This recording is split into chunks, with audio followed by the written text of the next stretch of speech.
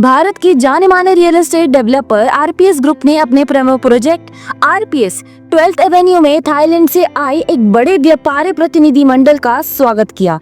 यह दौरा royal Thai embassy नई दिल्ली के थाई ट्रेड सेंटर की मदद से आयोजित हुआ। इस प्रतिनिधिमंडल में थाईलैंड के 25 प्रमुख निर्माण सामग्री निर्यातक शामिल थे, जिन्होंने भारत के रियल एस्टेट और इंफ्रास्ट्रक्चर क्षेत्र में नए अवसर तलाशने के लिए यह विजिट किया। सुबह 10 बजे से दोपहर 12 बजे तक चले कार्यक्रम में थाई प्रतिनिधियों ने सैंपल फ्लैट और प्रोजेक्ट की अत्याधुनिक तकनीक जैसे गेट सिस्टम, एमएस स्ट्रक्चर और एसईजी वॉल्स का जायजा लिया।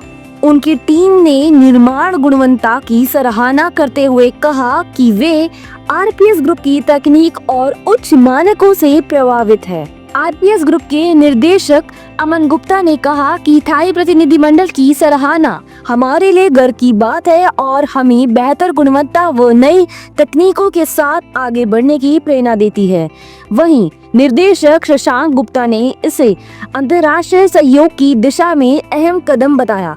यह दौरा भारत और थाईलैंड के बीच निर्माण क्षेत्र में सहयोग को और मजबूत करने की पहल माना जा रहा है। मेरा नाम शशांक गुप्ता है। आरपीएस ग्रुप लगभग 22 साल पुरानी कंपनी है।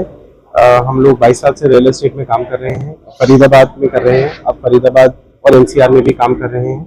हम लोग residential group housing societies, plotting colonies, commercial spaces, malls, ये सब हम डेवलप करते हैं।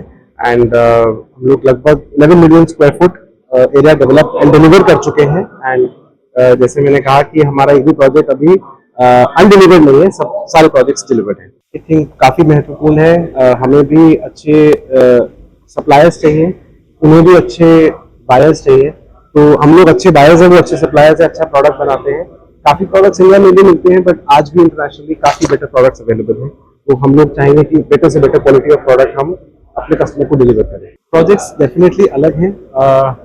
प्रोजेक्ट में स्टील और सीमेंट के अलावा और बहुत कुछ जाता है। आई थिंक 4 से 5 साल की एनर्जी जाती है। वो एनर्जी हर लोकल कॉर्नर पर डाली जाती है और बहुत ही प्यार से उस प्रोजेक्ट को बनाया जाता है। रेगुलर फॉलोअप की रिक्वायरमेंट होती है, जिसके बाद वो प्रोजेक्ट टाइमली कंप्लीट होता है और फिर वो कस्टमर को मिलता है। एंड मोस्ट इम्पोर्टेंटली जो एक कस्टमर या एक इन्वेस्टर देखता है, उसकी अप्रिसिएशन कितनी आई है।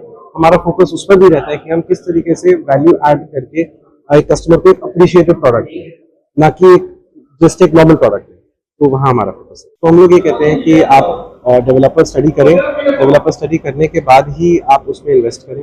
1 सेकेंड, काफ़ी इन्वेस्टर्स हैं जो बहुत जल्दी एक कंपनी, एक रियल एस्टेट कंपनी के साथ जुड़ जाते हैं।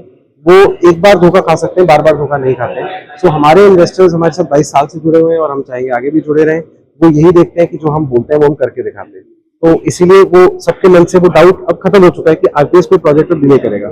हम प्रोजेक्ट करेंगे तो वो डिलीवर करेंगे, नहीं तो हम प्रोजेक्ट नहीं करेंगे। We formed a joint venture with the Big Long listed company in the western region of India, and then setting up the plant producing AAC wall panel in Ahmedabad, Gujarat, with an annual capacity of 2.5 lakh cubic meters.